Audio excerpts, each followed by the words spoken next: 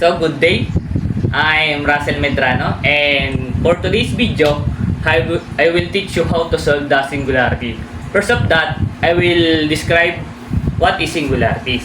So, singularities, it's a point where the robot loses one or more TOF, where it is impossible to more than an effector tools in a particular direction regards of joint rates.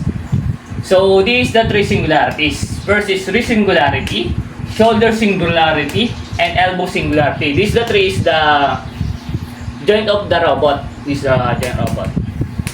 And singularity is D times J, and if D times J is equal to 0 singularities. And next is if 0, D times J equal to 0 is not singularity. And I will teach you how to solve the equation and solution the singularities. So let's proceed.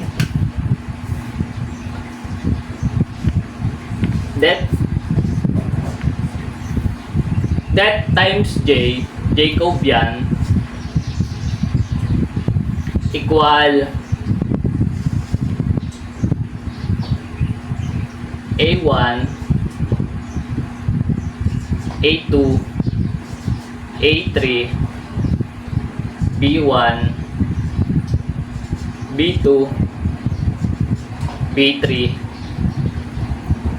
C1, C2, C3. And the next is that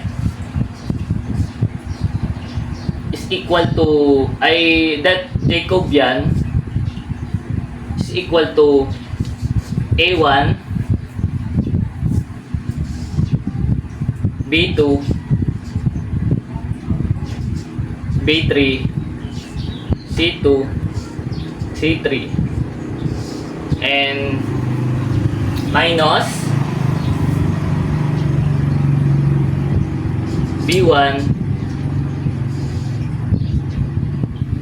A2, A3, C2, C3, and minus C1, A2, A3, B2, and B3. And the next is when A1 is equal to 35, A1 is equal to 85, and A2 is equal to 30, and A3 is equal to 25, and that delta 1 is equal to 30, and theta 2 is equal to 60, and theta 3 is equal to 90. And that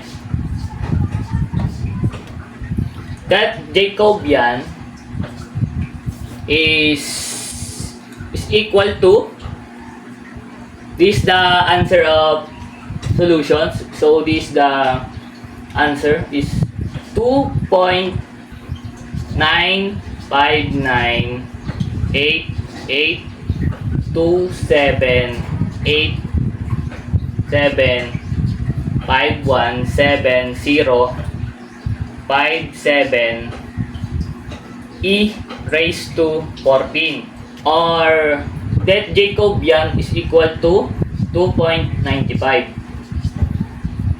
So this is the singularities.